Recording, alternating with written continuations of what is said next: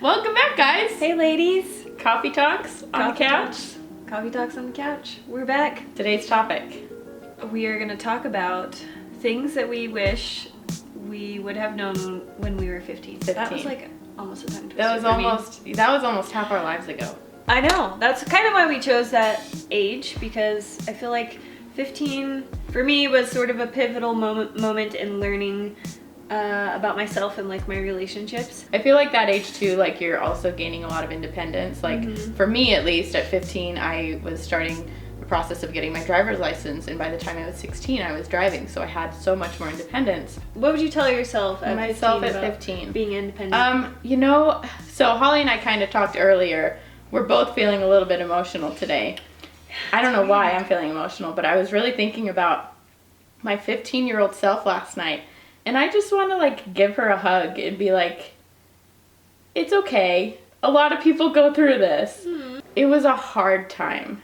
What made it hard? We're gonna cry. We're having therapy. We're getting into This is the our nitty-gritty. therapy sessions. She's always crying in these videos. I hate that I always cry, but it's okay. I watched your birth vlog again this morning and I started to cry. And I was like, I can't. We're about to film. You know, like you're going into high school. You're in the thick of like trying to find yourself and trying to like deal with, at least for me, I was dealing with a lot of self-confidence, self-worth issues. And like I wish I could just tell myself like, you're valuable, like, and you don't have to try to impress people. You can be yourself, and some people are gonna like you and some people are not gonna like you, and that's fine. So I feel like I was really shy, which I still kind of am shy in some ways, but I was just afraid to be myself, and I was afraid to like explore who I was in fear of like what other people would think about me, you know what I mean? Not being accepted. Yes. And that's such a hot topic, but it's so true when you're a young adult, an adolescent, becoming a young adult.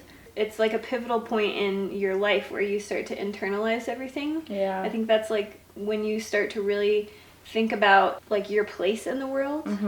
You know, your parents are talking about college or they're talking about all these big things, and you feel like you don't even know who you are. Exactly. And so you fight to like find a place in line, but also stand out. I grew up in a military family and my dad raised me. So I felt like I was kind of a tomboy. Being raised by my dad, he was in the Air Force, like we had a routine, he had rules, he was strict, and there wasn't a lot of like that fluffy girl stuff that I got, you know? I feel like I didn't have much of that too, but I can understand how the military lifestyle would be. And I'm not mad about it.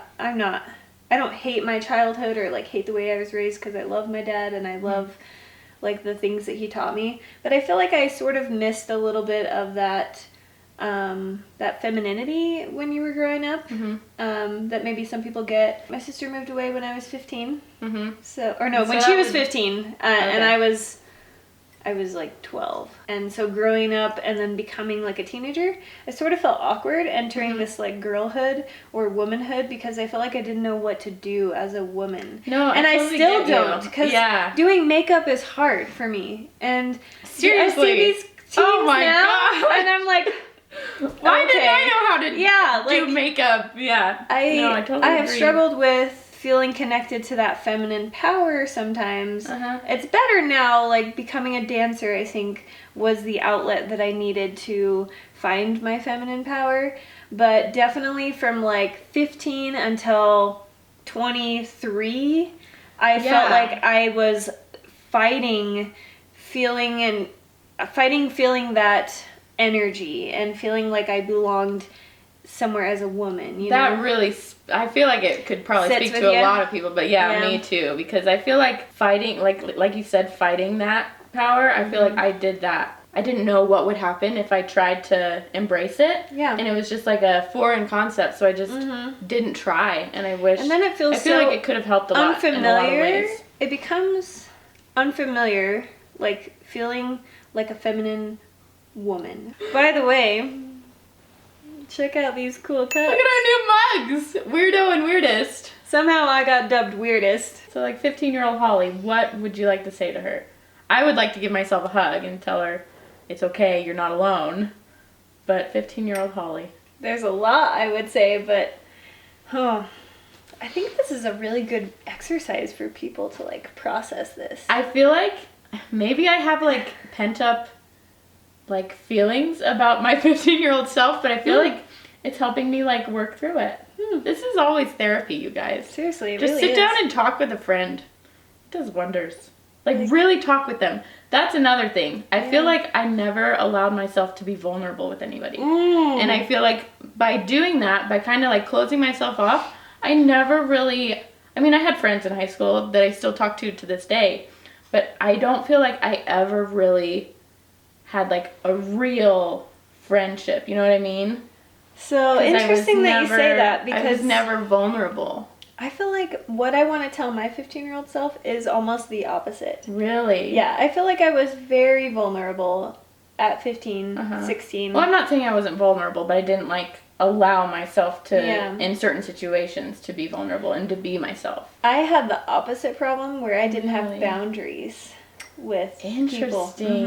Wow, we were total opposite. Yeah, which surprises me, because I feel like we would kind of be similar as kids, but I don't know. I feel like not knowing my place and who I was, I didn't know how to establish boundaries with other people. I sort of just, like, went with the flow, you know? I can think back to a few friendships that I had where I didn't feel like I was really being true to myself in the friendship. You know, it's not like this friendship where I can be my weirdest self and say the weird things that I say or do the weird things that I do and, you know, feel okay being myself. And I feel like when I was 15, I didn't have those boundaries. I didn't say it's okay to be well, not only it's okay to be myself, but it's okay to say, no, I'm not that kind of person. Like, I don't want to do that, or I don't want to talk about that, or, you know, I can't think of anything, like, specific at so, like, the moment. peer pressure type stuff, in a way? Sort of, but just, like, overall, as you start to become a person, and, like, the world sort of nurtures the person that you are, there's different lines that you can draw in the sand, right? And say, I want to be this type of person. I want to have these type of friends.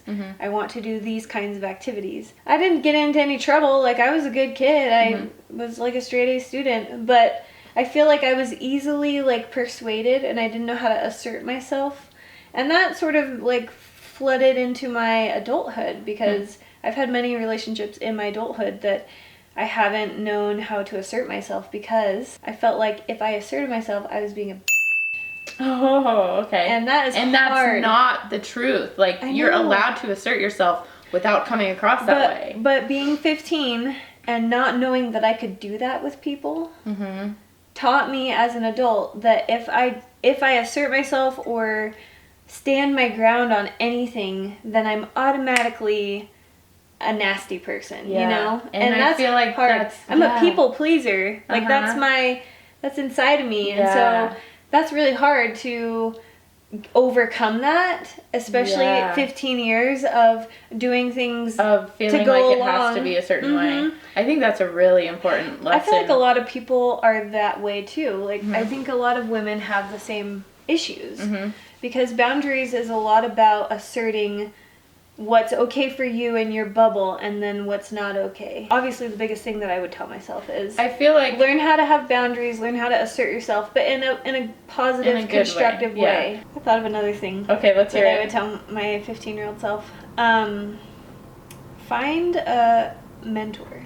Yeah, I know that's 100%. a little bit of a lofty thing to say, because it's not so easy to find someone to mentor you, but really pay attention to the women in your world. Who are the women that you look up to? Who are the women that inspire you? And seek them out as a mentor to help guide you through this really awkward, rocky, confusing, like, everything about it is you don't know what's going on half the time. You feel different every single day. Your emotions are crazy. I mean... And that's normal. Like, your emotions are You're all totally over the normal, place. 15-year-old girls in the world. I mean, maybe some of us are normal. Hey, you've got the weirdest mug. I totally. But I'm not drooling on myself. I drool in quite a few videos. I'll be honest. Just drooled on herself. It's not uncommon. I'm almost 30. Back to normal. I was just talking about how Jess is so poised in all of our videos and she's like a statue. And I'm like, I'm gonna be more like Jess, except for You don't want to drool. I don't want to drool on myself. You don't want to drool like me. Oh my gosh. Well, hey, I dropped my toothbrush this morning. So I'm holding it and it just like vibrates out of my hand and I dropped it. All over and it went like, I can see some spots. good thing you're far away because I have like And toothpaste. instead of changing your pants, I just you're just like, it's fine. We're whatever. adults. We can do what we want. And then I picked my toothbrush up and I just continue. We're even. I dropped my We're even. toothbrush and you drool by yourself. It's kind of the same thing. Pretty much. Oh, mentor. Yeah, Yeah. mentor is a really good thing. I have some really great mentors now as an adult. And so find good people to surround yourself with because you become the five people that you closely Yeah. like spend the most time with. Yeah. Yeah, I was thinking about that too and thinking of things that could have helped me. And I wasn't specifically thinking mentor, but I was thinking like a big sister. And I'm not just talking like a couple years because I have a younger sister and I don't feel like I helped her in any way. Yeah. But to have like an older sister like that has gone through these big changes before you to just like talk to and look up to and help you through this awkward time, I feel like would have been really helpful. As my suggestion to 15-year-olds now in 2019, because this world is so Way crazy different Way different. than it was 15 years ago. Mm-hmm. I would say more than ever now, you need to be grounded. You need to find someone who can guide you and ground you because there is so much swirling around on the internet and in the Social world. media, like And there's everywhere. lots to be influenced by. Like, there is so much crap out there. Mm-hmm. Read good books, get grounded, find a mentor. You know what would be really fun? What? That I think is perfect for this topic that we're talking about right now. What? Because we both kind of mentioned that we feel like we didn't get that feminine, like, training. What if we went to, like, what is it called? Manor school? Yeah, let's do that. Or, what is that called? Do they do that for adults? Finishing school. That's what it's called. I'm 30. I need to get finished. I feel like that's perfect for what we're talking about. We need to go to finishing school. We're gonna go to finishing school. This year. would not We're be gonna graduate appropriate finishing school. to sit with our knees like this. I want to learn the finishing stuff, but I don't want to learn, or I don't want to live the finishing life. Oh, heck no. I would not apply that to daily life. I don't know why that sounds fun, because it probably is a miserable experience, but we're gonna do it anyways.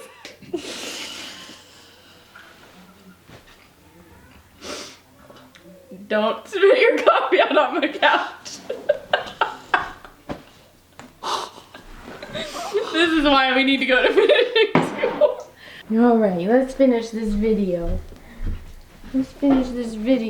Oh, Okay. For those of you that might not know, this is my daughter, Micah. My hopes is that one day she'll take some of this advice and apply it. If I am not your mentor, I hope you find a good one. Oh, I think a good one, and you wrote this one down, spend more quality time with your family. I feel like teenagers in general don't necessarily like to spend time with family, but I feel like it's so important, and I wish I would have done it more. I feel like my sister and I would have become closer friends sooner had I made more of an effort to spend time with her in high school, but I think that's a really important one. especially when I think back to being 15, I was like doing my sports and I was trying to like find hobbies that I liked, and you know, you just have all your time sort of divided, but really like your family is important. It's important to like nurture those relationships. Oh, we wrote down so much. We have a lot. I feel like we could expand on like each of these almost. We could make a segment. We could make a whole series. We could make a saga. All right, Micah. Should we say bye to the ladies? Let's say bye to them. She's like turning her whole body. We're going to be filming a Q&A in one of our upcoming videos. Put your questions in the comments. We'll go through them. It's going to be about like what? Like how we became friends and just like kind of a get to know us. Yeah, so anything you guys... You owe me a coffee bean. And we'll tell you how we met and how we became friends. Yeah. I actually met Holly years before and we didn't realize it. We'll save that story for later. All right, ladies, thank you for watching, and we will... Oh, I almost spilled. Almost went in the coffee. We'll see you next time. Bye.